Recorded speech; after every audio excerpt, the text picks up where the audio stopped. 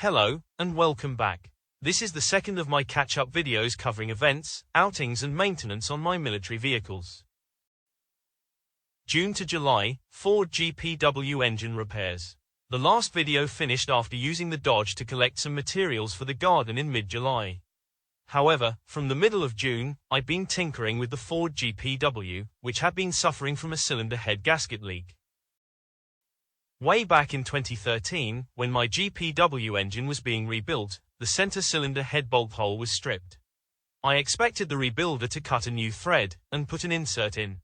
What he actually did was to thread the cylinder head and just screw a bolt in to plug the hole.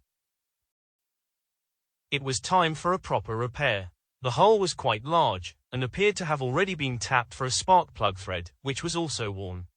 It was too big for any helicoil inserts, so I ended up drilling out an M16 bolt for my insert. This was tapped with a 7/16 UNC thread for a new head stud. The hole in the block was already 13.5 mm diameter, so I only needed to open it out to 14 mm in order to cut an M16 thread. With the rest of the engine block taped over, and a vacuum hose to pull away debris, I started cutting the thread. I had to use a spanner, as my tap wrench wasn't large enough for the M16 tap. Once the thread was cut, I used some thread lock to fix my insert into the top of the engine block, using the stud, and a V-block to ensure it was accurately aligned.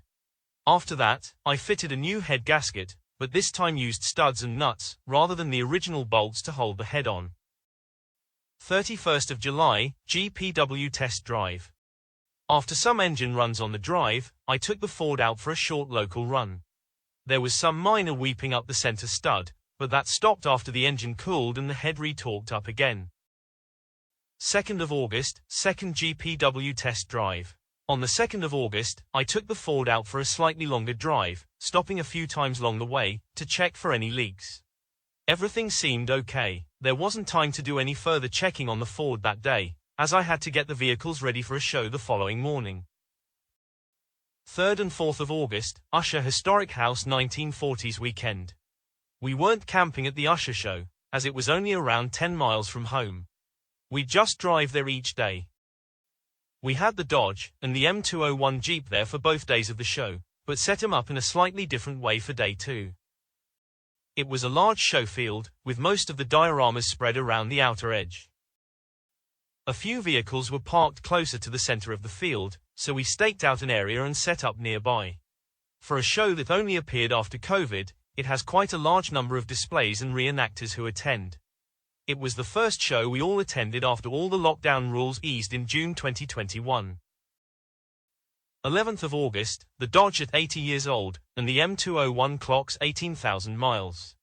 The 11th of August was the 80th birthday of my Dodge weapon carrier. I have the production line build card, showing the date built. I couldn't let this significant date pass, without a trip out.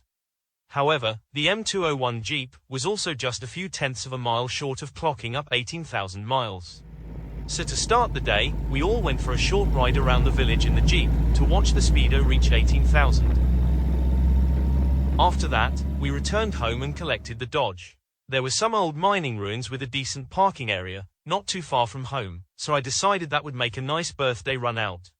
The site has a memorial to 95 miners, killed in 1844, 100 years before the Dodge was built.